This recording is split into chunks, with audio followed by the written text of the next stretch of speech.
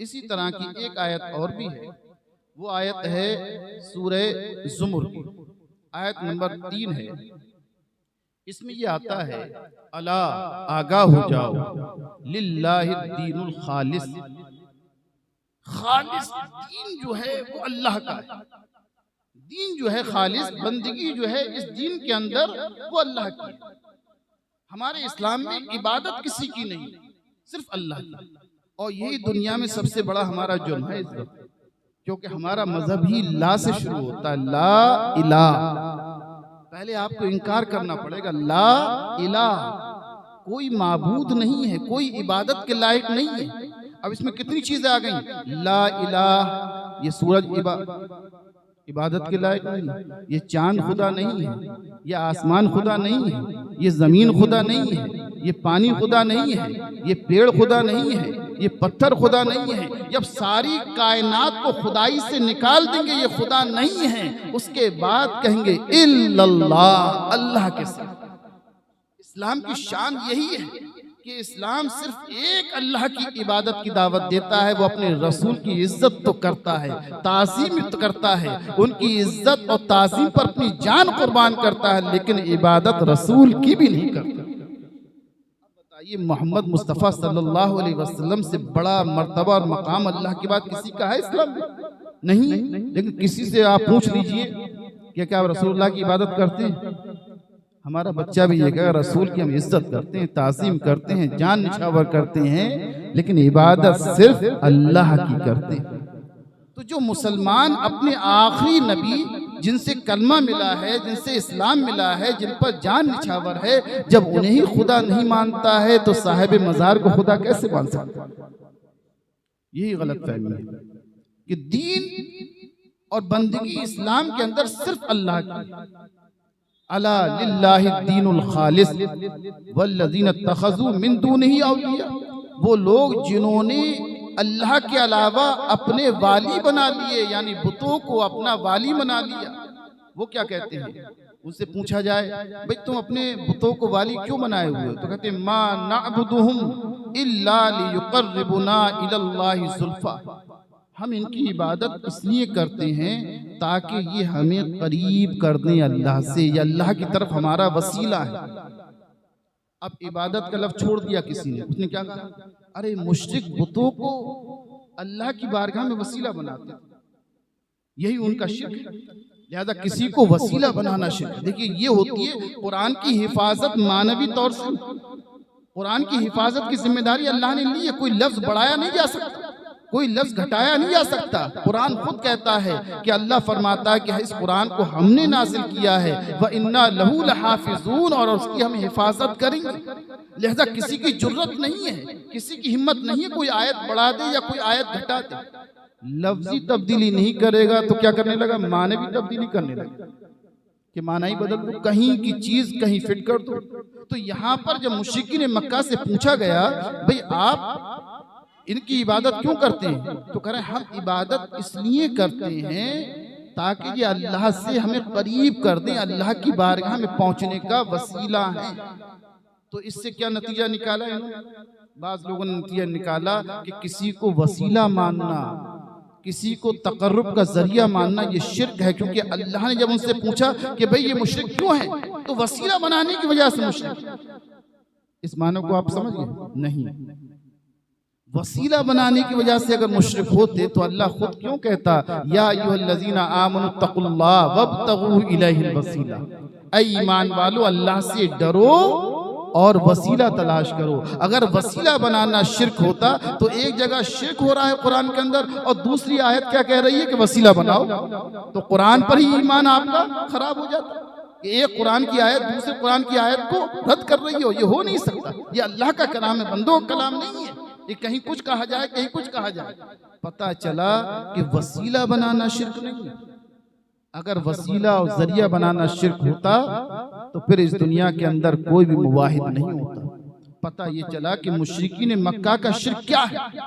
शिर्क ये है कि मां नाबुदुहुम, हम इबादत करते हैं। हम इबादत क्यों करते हैं? इबादत इसलिए करते हैं ताकि ये वसीला बन जाए। तो इबादत किसी मकसद से आप करेंगे, ये शिर्क है। समझ में ये बात आ? वसीला बनाना शिर्क नहीं है। इबादत आप कर लीजिए, किसी मकसद से करिए। तो इबादत इस्लाम में सिर्फ अल्लाह वहदहू ला शरीक की है, एक अल्लाह की इबादत है। तो मुश्रिकीन मक्का का शिर्क जो है वो वसीला बनाना नहीं है। क्या है शिर्क? इबादत करना, किसी को खुदा मानना, किसी को माबूद मानना, अल्लाह के अलावा किसी की इबादत करना। तो इबादत के लफ्ज को छुपा दिया, उसका जिक्र ही नहीं किया, गोया कि ये जिक्र है ही नहीं। और किसको लेकर आ गए? वसीले को लेकर आ गए कि वसीला बनाना किसी जात को, ये शिर्क है। इसे कहेंगे कुरान के अंदर मानवी तहरीफ, मानवी तब्दीली। ये कुरान ने हुक्म किसी भी इल्लत पे लगाया है, आपने उस इल्लत को बयान नहीं किया, दूसरी इल्लत बयान कर। तो हजरात गिरामी, ये मामला जो है वो इबादत का है। आप किसी की इबादत करेंगे अल्लाह के अलावा तो हकीकतन आप मुश्रिक हैं। लेकिन इबादत अल्लाह ला शरीक की कर रहे हैं, और अगर वसीला किसी को बना रहे हैं, जरिया बना रहे हैं, तो वो जरिया और वसीला जो है वो शिर्क नहीं है, बल्कि वो तो ऐन तौहीद है। इस्लाम इसकी खुद दावत दे रहा है। अब ये बात अलग है कि भाई वसीला किसे बनाया जाए, कि अमल वसीला है कि जात वसीला, इस पर तो बहस होगी। लेकिन ये तो मानकर चलो आप कि वसीला शिर्क नहीं, इस पर बहस करो आप कि भाई जात को वसीला बनाया जाए, अमल को वसीला बनाया जाए, कि जिंदा को बनाया जाए या मुर्दा को बनाया जाए। ये आपकी अपनी बहस है और इसके भी सब जवाब है। लेकिन कोई आदमी वसीले को ही शिर्क कह दे तो वो क्या होगा? वो कुरान और हदीस से नावाकिफ कहलाएगा, कि इसे कुरान का कोई इल्म नहीं, या जानबूझकर कुरान के माना में तब्दीली कर रहा है। मुश्रिकीन मक्का की आयत कुछ है, उनका कसूर कुछ है, लेकिन उस कसूर की वजह कुछ और बयान की जा रही है। इसे कहते हैं मानवी तहरीफ। तो हजरात गिरामी, किसी को पुकारना, किसी से मदद तलब करना, किसी को वसीला बनाना, किसी को सिफारिशी बनाना, ये इस्लाम के अंदर शिर्क नहीं है। शिर्क क्या है? कि एक से जायद खुदा मानना, एक से जायद खुदा की इबादत। अगर इबादत चाहे आप किसी इंसान की करें, चाहे किसी पेड़ की करें, चाहे किसी पत्थर की करें, पानी को खुदा माने, हवा को खुदा माने, अल्लाह के अलावा किसी भी मखलूक को खुदा मान लिया या उसकी इबादत कर ली, तो ये इस्लाम के अंदर शिर्क है, और इसके अलावा कोई शिर्क नहीं। लेकिन हजरत आप ये बताइए, एक इंसान जब किसी मज़ार पर जाता है तो वो साहिब मज़ार को क्या समझ कर जाता है? क्या खुदा समझ के जाता है? किसी जाहिल से पूछिए, खड़ा है, उनसे दुआ करवा रहा है, उनसे मन्नत मान रहा है, वो समझ रहा है इनका तकर्रुब अल्लाह की बारगाह में है, अल्लाह इनकी दुआएं कबूल किया करता है, तो उनके वसीले से, उनके वास्ते से दुआ करता है। अब अगर कोई नादान शख्स मज़ार के सामने सजदा भी कर ले तो क्या शिर्क हो जाएगा? जब तक साहिब मज़ार को खुदा न माने या ये सजदा इबादत करना हो। अगर सजदा करना शिर्क होता तो सबसे पहले फरिश्ते मुशरिक होते। अगर सजदे को ही आप शिर्क मान लें, हाँ सजदा करना जो है ये शिर्क है, जैसे सजदा कर लिया मुशरिक हो गए, सजदा कर लिया मुशरिक हो गए। अगर सजदे को आप शिर्क मान लें, भाई इस पर टिके रहें आप कि सजदा करना क्या है, ये शिर्क है, इसमें तफसील में मत जाएं, एक बात पर टिक जाए कि किसी को सजदा करना शिर्क, ठीक है हमने मान लिया। तो क्या कहा अल्लाह ने फरिश्तों से? उस जुदूल आदम, आदम को सजदा करो। और कौन शिर्क का हुक्म अल्लाह ने फरमाया है? तो सबसे पहले क्या हुआ? जिसने शिर्क की तालीम दी है, शिर्क से मना किया है, वही शिर्क का हुक्म दे रहा है। और फरिश्ते क्या हुए? मुशरिक। और फिर क्या हुआ? उसके बाद हजरत यूसुफ अलैहिस्सलाम, हजरत याकूब अलैहिस्सलाम, मैंने 11 सितारों को देखा, चांद और सूरज को देखा कि वो सजदा कर रहे हैं। तो फिर इसकी ताबीर क्या हुई? यूसुफ अलैहिस्सलाम के 11 भाई और हजरत यूसुफ अलैहिस्सलाम के वालिद याकूब अलैहिस्सलाम, उनकी वालदा ने, इन सब ने मिलकर यूसुफ अलैहिस्सलाम को सजदा किया। तो सबसे पहले ये मुशरिक हो जाए। भाई देखिए, कोई भी करे, एक चीज अब तय आपने कर ली है कि सजदा शिर्क है, तो अब ये तो कहीं भी जाए, तलवार का काम काटना है तो फिर वो अपना पराया नहीं देगी, हर तरफ काटेगी।